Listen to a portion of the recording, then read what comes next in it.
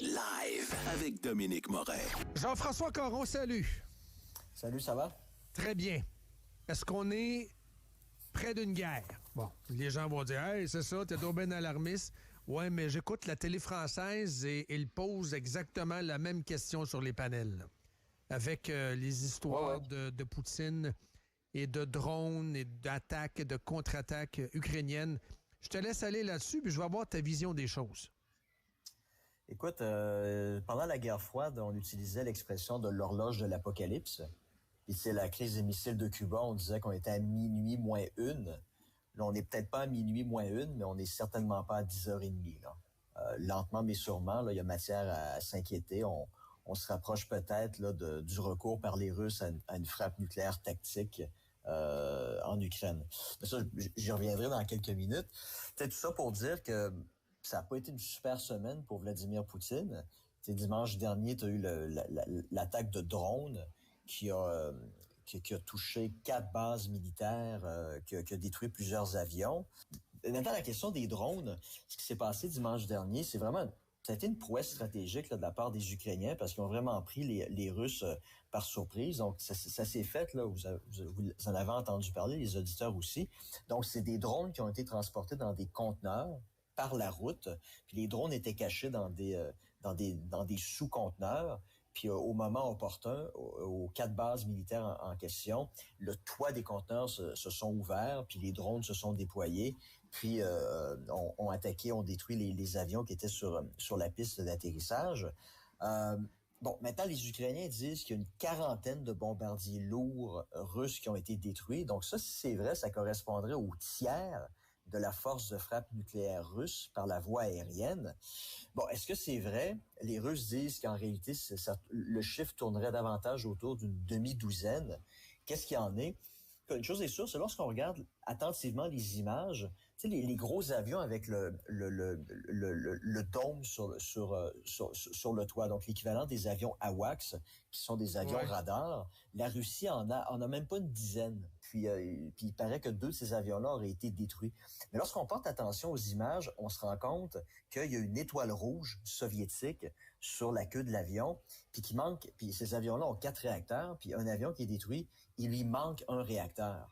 Donc, ce que beaucoup de gens commencent à dire, c'est qu'en réalité, c'était des avions qui n'étaient pas utilisés depuis 20 ans, depuis la fin de la guerre froide, qui servaient essentiellement... Là, pour les pièces détachées. Pour les pièces détachées, c'est ça. Dans les discours de propagande russe, là, l'Ukraine, c'est tout le temps comme un peu comme le chat de Schrödinger. C'est-à-dire qu'il est à la fois une menace existentielle pour la Russie et aussi un adversaire pathétique dont les actions sont très futiles et ne vont pas compter au bout de la ligne là, pour réussir à gagner la guerre. C'est ce que fait Jean-François Caron ici lorsqu'il affirme que l'attaque des drones sur les avions, dans le fond, ça n'aurait pas fait tant de dégâts que ça.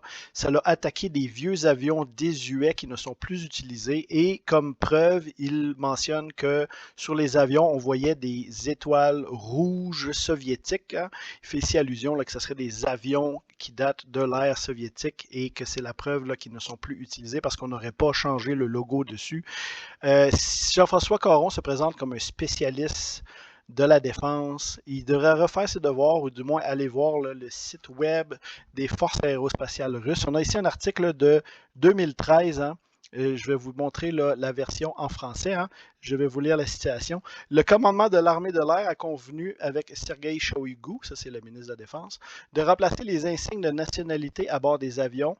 Les étoiles rouges, comme à l'époque soviétique, remplaceront les étoiles tricolores, bleu, blanc, rouge. La seule différence, c'est qu'elles seront désormais une fois et demie plus petites que les étoiles soviétiques.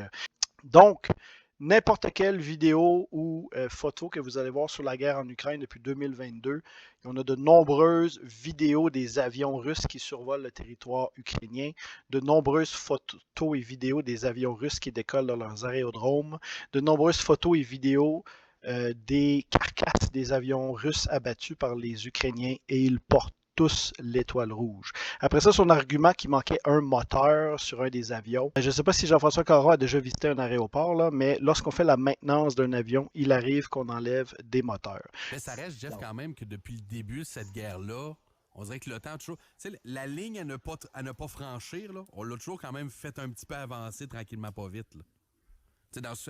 Les armes qu'on fournissait à l'Ukraine versus, au début, c'était juste comme... Ben, ça a commencé qu'on livrait des sacs de couchage, des thermos. C'est ça.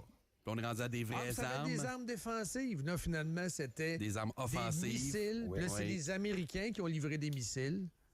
Et finalement, on se ramasse là. Mais on est, Jean-François, dans un cul-de-sac toutefois. Là. Oui. On est dans une forme de cul-de-sac des où il y a sables encore mouvants. du monde qui peuvent prendre des cafés et aller à la discothèque à Kiev là, ce soir. Oui, c'est ça.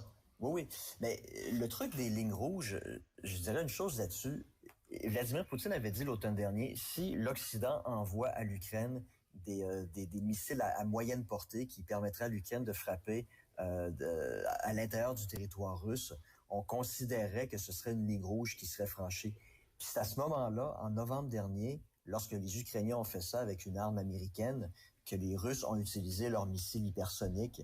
Ils ont frappé la ville de Dnipropetrovsk pour envoyer un signal très clair à l'OTAN. On a un missile hypersonique qui voyage à 12 fois la vitesse du son. Vous n'avez pas les capacités techniques pour intercepter un missile comme celui-là. On vient de vous prouver que non seulement on a la volonté, la capacité de l'utiliser, mais que notre missile fonctionne. Donc, faites très attention parce qu'on a un avantage militaire technologique par rapport à vous. Puis la prochaine fois, ça sera peut-être pas des missiles conventionnels, des ogives conventionnels qu'on va mettre dans le missile. Ça pourrait être autre chose. Puis lorsque ça s'est fait, Biden, qui était toujours président, a retiré aux Ukrainiens la possibilité de continuer à utiliser ces armes-là. Donc, dans le langage militaire, diplomatique, politique, les Américains, les pays de l'OTAN ont compris à ce moment-là que il y avait peut-être pas intérêt à jouer avec le feu. Là, maintenant, c'est les Allemands qui ont transféré des missiles similaires, des missiles Taurus à l'Ukraine, puis ils ont permis à l'Ukraine de les utiliser. Puis Vladimir Poutine a dit, encore une fois, si les Ukrainiens utilisent des missiles allemands pour nous frapper, on va vitrifier Berlin. On va frapper Berlin. Donc là, les Européens, ils vivent peut-être dans un monde de licorne en se disant que c'est des menaces en l'air. Mais moi, de mon côté, je regarde ça puis je me dis, c'est fort probablement pas des menaces en l'air. Donc, est-ce que Vladimir Poutine vitrifierait Berlin? Probablement pas. Mais le recours à une arme nucléaire tactique en Ukraine, ça serait, en termes de contrepartie, ça serait proportionnel un peu dans les circonstances, mais ça enverrait surtout un message très clair à l'Europe. Là, on a fini de niaiser. La prochaine fois, ça sera pas Dnipropetrovsk ou Kharkiv, ça va être Berlin ou Varsovie ou Paris. Là, vous allez revenir à vos sens, vous allez sortir là, du monde de l'émotivité dans lequel vous êtes depuis 3 ans et demi, puis vous allez raisonner convenablement en vous posant la question suivante, voulez-vous continuer cette guerre-là? Parce que si c'est le cas, là, c'est vos soldats, c'est votre population civile qui va mourir, qui va en payer le prix. Puis, pour moi... Oui, en terminant, c'est plate à dire, mais je pense que la seule manière avec laquelle cette guerre-là va se terminer, malheureusement, ça va être par le recours au nucléaire. Ça ne sera pas par la voie de la négociation. Donc, tout ce discours-là qui dit que Poutine nous avertit qu'il va utiliser l'arme nucléaire sur l'Occident si on aide l'Ukraine, c'est quelque chose là, qu'on voit depuis qu'il a commencé à envahir en 2014. Il se répète, puis il ne met jamais ses menaces à exécution. C'est juste des menaces discursives que ces propagandistes en Occident vont répéter pour nous faire peur et nous dissuader d'aider l'Ukraine. Je vous donne plusieurs exemples. Là, on a ici en septembre 2017, Poutine qui avertit les États-Unis de ne pas fournir des missiles Javelin à l'Ukraine et qui fait des menaces de représailles. Les États-Unis ont ignoré ces menaces-là, ont fourni des missiles Javelin à l'Ukraine. Et lorsqu'a eu lieu l'invasion en 2022, ces missiles Javelin ont vraiment été dévastateurs là, dans les rangs russes. Là. C'est ce qui a permis notamment de détruire les colonnes de tanks à l'ouest de la ville de Kiev. On a ensuite, on voit là, en juin 2022, Poutine met en garde les États-Unis de donner des missiles à longue portée à l'Ukraine, les fameux HIMARS. Les États-Unis ont ignoré cette menace-là, ont fourni les missiles HIMARS à l'Ukraine, qui ont fait aussi des ravages là, dans l'arrière, ce qu'on dit l'arrière de l'armée russe, là où il y avait le ravitaillement et leur système d'artillerie. Ça l'a permis en fait à l'Ukraine pendant l'été 2022 et 2023 d'avoir là une espèce de parité avec l'artillerie russe qui était beaucoup plus nombreux et beaucoup plus de munitions. Les HIMARS ont vraiment sauvé la journée, vraiment fait la différence. Tu vois, la Russie est prête à mettre ses forces nucléaires en alerte à propos de la Crimée. Ça, c'était Poutine en 2015. Il a répété plusieurs fois là, que la Crimée, où il y a les bases de la marine de la mer Noire de la Russie, était off-limit, là, que si on les attaquait, c'était considéré comme une attaque sur le territoire russe, hein, parce que Poutine revendique que la Crimée fait partie de la Fédération de Russie. Eh bien, les Ukrainiens et l'Occident qui les arme ont ignoré ces menaces-là, et dès 2022 et 2023, on a vu l'emploi de drones sous-marins et de missiles Neptune et des missiles comment ils s'appellent déjà, les missiles Storm Shadow, qui ont coulé plusieurs navires russes, ainsi que frappé là, les bases navales en Crimée. La réalité, là, c'est que la Russie n'a pas les moyens d'affronter l'Occident en parité. C'est pour ça qu'ils ont peur de l'OTAN. C'est pour ça qu'ils ne veulent pas là, que les États qui veulent envahir rejoignent l'OTAN, parce qu'ils savent qu'une fois qu'un pays comme la Finlande et la Suède font partie de l'OTAN, ils sont maintenant hors limite là, pour la Russie parce que les forces, notamment aériennes et de détection des membres de l'OTAN, sont beaucoup supérieures à ce qui est de l'armée russe. L'armée de l'air russe, en ce moment, a de la difficulté à survoler le territoire ukrainien à cause des défenses antiaériennes. C'est ce qui les empêche de faire des massacres comme on voit à Gaza. Et aussi là, les attaques de drones, comme on a vu qui a éliminé là, une dizaine de bombardiers russes fait par l'Ukraine. Ça démontre aussi là, que leur protection interne n'est vraiment pas adéquate.